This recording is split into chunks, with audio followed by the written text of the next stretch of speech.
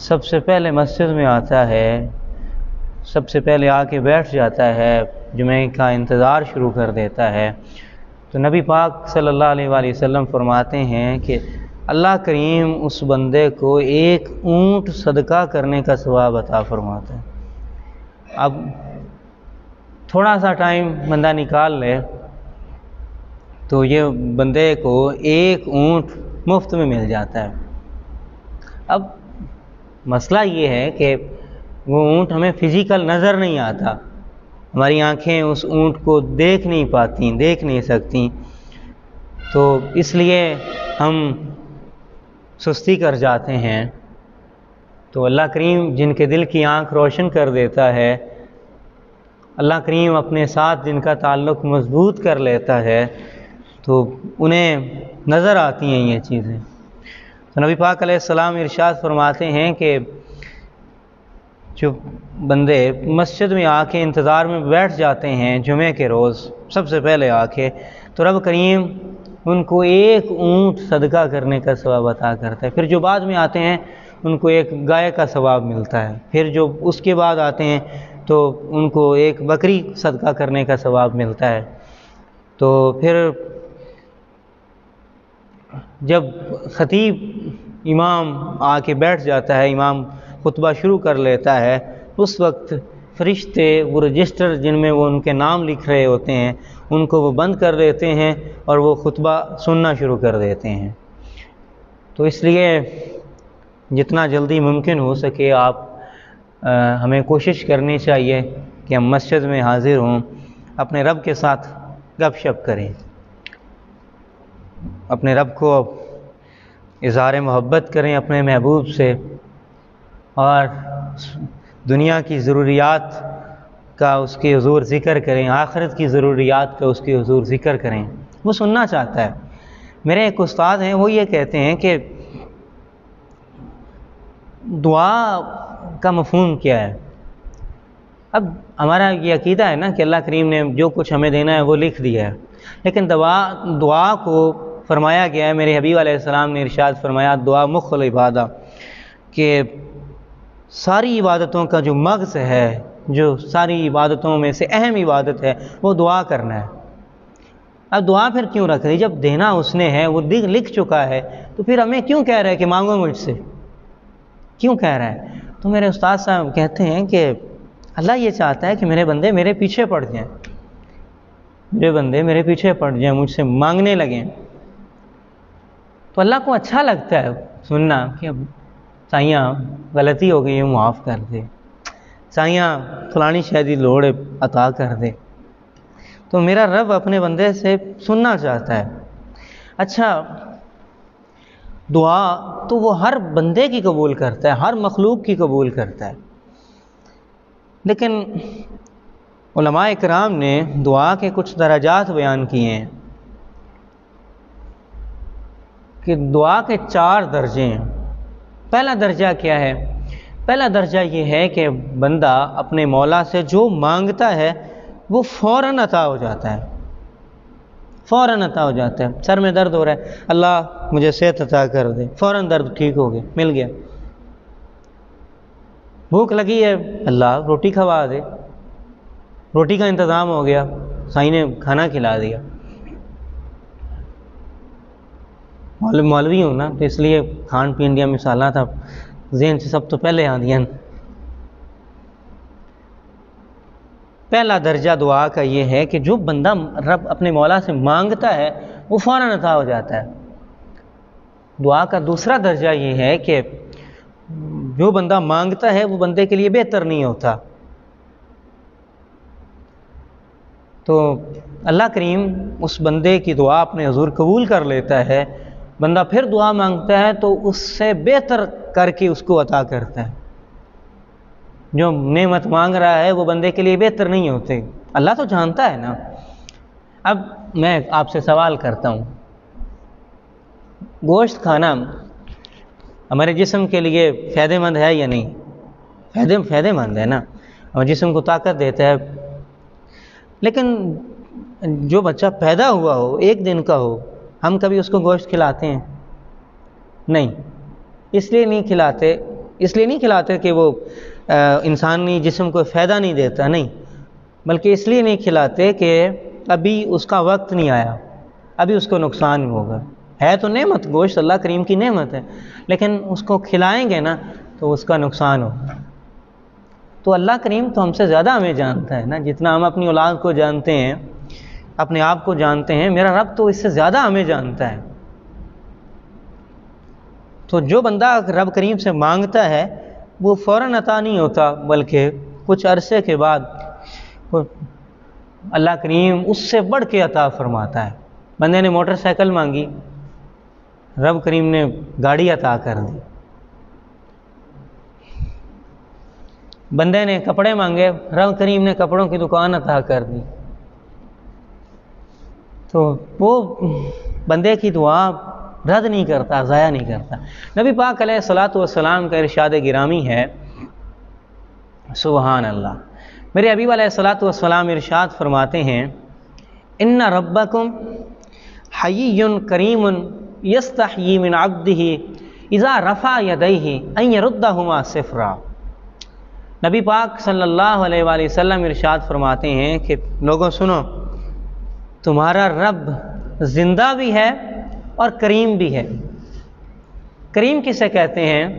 کریم اسے کہتے ہیں کہ جس کے حضور، جس کے سامنے بندہ اپنی حاجت پیش کرے اور وہ جواب دیتے ہوئے شرم کرے، کہ خالی لوٹاتے ہوئے اسے شرم آئے، کریم اسے کہتے ہیں۔ تو نبی پاک علیہ الصلاۃ والسلام ارشاد فرماتے ہیں کہ تمہارا رب زندہ بھی ہے اور کریم بھی ہے۔ جب اس کا کوئی بندہ اس کے حضور ہاتھ اٹھاتا ہے تو اسے شرم آتی ہے کہ وہ اپنے بندے کا ہاتھ میں کیسے خالی لوٹا دوں، کیسے خالی لوٹا دوں۔ دعا کا دوسرا درجہ یہ ہے کہ جو بندہ مانگتا ہے وہ ملتا ہے، لیکن اللہ کریم کچھ عرصے کے بعد دیتا ہے اور اس سے بڑھ کے عطا فرماتا ہے۔ دعا کا تیسرا درجہ یہ ہے کہ رب کریم اپنے بندے کو عطا فرماتا ہے، لیکن کس طریقے سے عطا فرماتا ہے کہ بندے پر کوئی مصیبت آنے والی ہوتی ہے، بندے کو پتہ نہیں ہوتا، بندہ اللہ کے حضور دعا مانگتا ہے کہ اللہ میرا یہ کام کر دے، اور وہ کام نہیں ہوتا، اللہ کریم اس دعا کے بدلے میں اپنے بندے کی کوئی مصیبت ٹال دیتا ہے۔ اس لیے جو بندہ جتنی زیادہ دعائیں مانگتا رہتا ہے اپنے مولا سے، وہ اتنا مصیبتوں سے محفوظ رہتا ہے۔ مصیبتوں سے محفوظ رہنے کا جو سب سے آسان راستہ ہے، جو سب سے اہم راستہ ہے، وہ دعا کا راستہ ہے۔ بندہ مانگتا ہی رہے، بھکاری بن جائے۔ اچھا، مزے کی بات یہ ہے کہ جو بندہ جتنا بڑا بھکاری ہوتا ہے اس مولا کے حضور، وہ اتنا ہی بڑا بادشاہ ہوتا ہے۔ مزے کی بات یہ ہے۔ تو دعا کا چوتھا درجہ یہ ہے کہ بندہ اللہ سے مانگتا ہے کہ اللہ مجھے یہ نعمت عطا کر دے۔ فرشتے عرض کرتے ہیں باری تعالیٰ اسے دے دیں، اللہ فرماتا ہے نہیں۔ کیا کچھ عرصے کے بعد عطا فرمائے گا؟ اللہ فرماتا ہے نہیں۔ کیا کسی مصیبت کو ٹالے گا اس دعا کے صدقے میں؟ اللہ فرماتا ہے نہیں۔ تو مولا تیرے بندے نے مانگا ہے، اس دعا کے بدلے میں اس کو کیا عطا کرے گا؟ اللہ فرماتا ہے میرے فرشتوں، یہ بندہ جب روز محشر قیامت کے دن میرے حضور پیش ہوگا نا، تو میں ایسے کہوں گا میرے بندے دنیا کے اندر رہتے ہوئے تو نے فلاں فلاں دعا مانگی تھی، تمہیں میں نے نہیں دیا تھا، تو جانتے اس کے بدلے میں تمہیں آج کیا دینے والا ہوں؟ تو بندہ عرض کرے گا نہیں۔ تو اللہ فرمائے گا میرے بندے وہ جو دعائیں تم نے مانگی تھی نا، میں نے نہیں دیا تھا، تم پریشان ہوئے تھے، تو اس کے بدلے میں آج تیرے سارے گناہ معاف کر رہا ہوں، تیرے جو گناہ تھے نا وہ گناہ معاف کر رہا ہوں۔ مثال کے طور پہ عرض کرتا ہوں، ایک بندے کو جاب کی ضرورت تھی،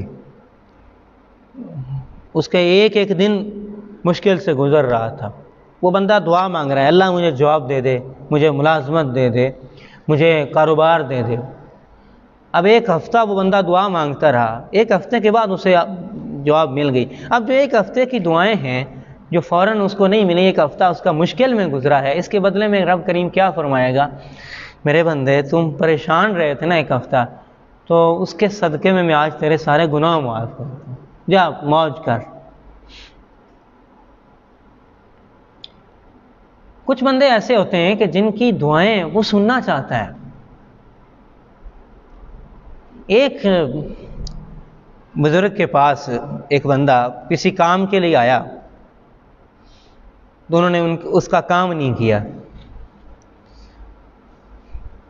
اگلی مرتبہ وہ پھر آیا تو اسی کی موجودگی میں ایک دوسرا بندہ آیا کسی کام کے لیے، تو اس بزرگ نے اس بندے کا کام فوراً کر دیا، حالانکہ اس بندے کے ساتھ ان کا کوئی تعلق بھی نہیں تھا خاص.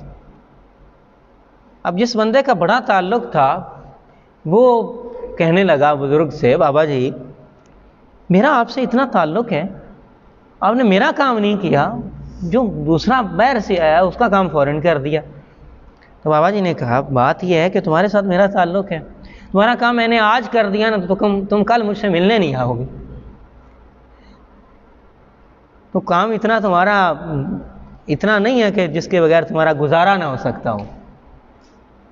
تو میں نے تمہارا کام اس لیے روکا ہوا تھا کہ مجھ سے ملنے آ جاتے ہو یار. تو اللہ کریم بھی اسی طرح کچھ بندوں سے اللہ، اچھا یار آپ سب جانتے ہیں، مجھ سے بہتر جانتے ہیں، اللہ 70 ماؤں سے زیادہ پیار کرتا ہے یا نہیں اپنے بندے کو، ہے نا؟ ہمارا یقین ہے، عقیدہ ہے اللہ 70 ماؤں سے بڑھ کے پیار کرتا ہے. تو ماں سے بچہ دور کہیں ملازمت کرنے کے لیے چلا جائے تو ماں اس کا انتظار کرتی ہے یا نہیں کرتی؟ دروازے پہ بیٹھی رہتی ہے یار کہ میرا بیٹا آئے تو میرے سینے میں ٹھنڈ پڑے. رات 2 بجے بچہ آئے، 3 بجے آئے، ماں کو نیند نہیں آتی یار، بار بار اٹھ کے دیکھتی ہے کہ میرا بچہ کہاں رہ گیا. ایسا ہی ہے نا، ماں ہمارا انتظار کرتی ہے. تو جو 70 ماؤں سے زیادہ پیار کرتا ہے وہ انتظار نہیں کرتا اپنے بندے کا. جو 70 ماؤں سے بڑھ کے ہمیں چاہتا ہے، پیار کرتا ہے یار، وہ نہیں انتظار کرتا ہمارا، وہ ماں سے زیادہ ہمارا انتظار کرتا ہے کہ آئے مجھ سے باتیں کرے، مجھے اپنی بات سنائے، مجھے دنیا کی باتیں سنائے، آخرت کی متعلق جو اس کو چاہیے وہ مانگے. یار اس نے دینا تو ہے ہی صحیح، وہ کافروں کو دے رہا ہے تو مسلمانوں کو کیوں نہیں دے گا یار؟ وہ کافروں، کوئی آپ نے سنا ہے کبھی کوئی کافر بھوکا سویا ہو؟ نبی پاک صلی اللہ علیہ وآلہ وسلم ارشاد فرماتے ہیں کہ اللہ کریم نے تمہاری دل جوئی کے لیے یہ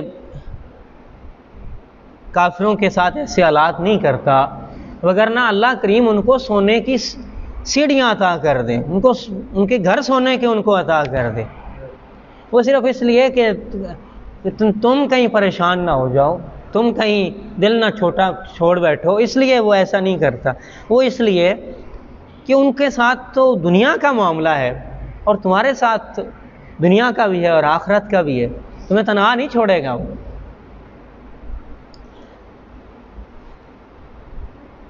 اللہ کریم نے ایک فرشتے سے فرمایا، میں اس پہلے عرض کرتا ہوں، ایک ہی دن میں 2 لوگوں کا انتقال ہونا تھا، ایک مسلمان تھا اور ایک یہودی تھا. مسلمان کے دل میں خواہش پیدا ہوئی کہ میں زیتون کا تیل استعمال کروں. یہودی کے دل میں خواہش پیدا ہوئی کہ میں مچھلی کھاؤں. 2 خواہشات. اب ہماری سمجھ یہ کہتی ہے کہ اللہ کریم جنت سے اس کے لیے اتار دیتا کہ آخری دن ہے میرے بندے کا، جا رہا ہے، آخری وقت ہے تو دنیا چھوڑ کے جا رہا ہے تو اس کی خواہش پوری کی جائے. اللہ کریم نے ایک فرشتے سے فرمایا کہ میرا جو مسلمان بندہ ہے نا، میرا مومن بندہ ہے، اس کے گھر کے اندر زیتون کا تیل رکھا ہوا ہے، جاؤ جا کے اس کو ضائع کر دو. اور جو یہودی کے متعلق فرمایا کہ اس نے آج فوت مر جانا ہے تو اس کے تالاب میں جا کے مچھلی ڈالاؤ. دونوں فرشتے جب زمین پہ اتر رہے تھے تو ان کی ملاقات ہو گئی. ایک نے دوسرے سے پوچھا کہ بھائی کدھر جا رہے ہو؟ اس نے کہا کہ بھائی ایک جو مسلمان کی طرف آ رہا تھا، اس نے کہا عجیب بات ہے، ایک مسلمان ہے، اس نے آج فوت ہو جانا ہے، مر جانا ہے، تو مجھے حکم ہوا ہے کہ اس کے دل میں خواہش پیدا ہوئی ہے زیتون کھانے کی تو وہ زیتون ضائع کر رہا ہوں. اس نے کہا مجھے حکم ہوا ہے کہ یہودی کے لیے مچھلی کا انتظام کر کے آؤں. دونوں اپنی فطرت یا اپنی سمجھ کے مطابق وہ حیران ہوئے. دونوں نے اللہ کریم کے حکم کو پورا کیا. جب رب کریم کے حضور پیش ہوئے تو کہنے لگے مولا بات سمجھ نہیں آئی. جو یہودی ہے اس کے لیے تو نے مچھلی کا انتظام کروایا, جو مسلمان ہے اس کے دل میں خواہش پیدا ہوئی زیتون کا تیل استعمال کرنے کی, تو نے وہ بھی ضائع کروا دیا حالانکہ اس کے گھر میں موجود تھا. تو میرے رب نے ارشاد فرمایا میرے فرشتوں سنو, جو یہودی ہے اس نے جتنی نیکیاں کی تھی میں نے ساری نیکیوں کا بدلہ اسے دنیا میں دے دیا, ایک نیکی کا بدلہ اس باقی تھا, اور آج اس نے فوت ہو جانا ہے اور میرے پاس آ جانا ہے. تو میں نے ساری نیکیوں کا بدلہ دے دیا تھا, ایک نیکی کا بدلہ باقی تھا. تو اس کے دل میں خواہش پیدا ہوگی کہ میں مچھلی کھاؤں, تو وہ میں نے اس کی خواہش پوری کر دی, اب اس کے بدلہ ختم ہو گیا ہے. اور جو میرا مومن بندہ ہے اس کے میں نے سارے گناہ معاف کر دیے تھے, کبھی پریشان کر کے کبھی کسی طرح. نبی پاک علیہ الصلوۃ والسلام ارشاد فرماتے ہیں کہ مومن کو کانٹا بھی لگتا ہے نا, کنڈا بھی لگتا ہے تو رب کریم بندے کا گناہ معاف کر دیں.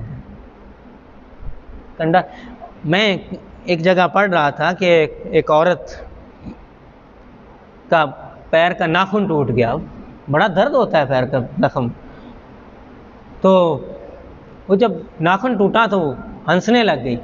اس کی بیٹی نے لکھی ہوئی تھی بات کہ میں نے ماں سے پوچھا کہ امی آپ کو درد نہیں ہو رہا, پیر کا ناخن ٹوٹا ہے اور آپ ہنس رہی ہیں.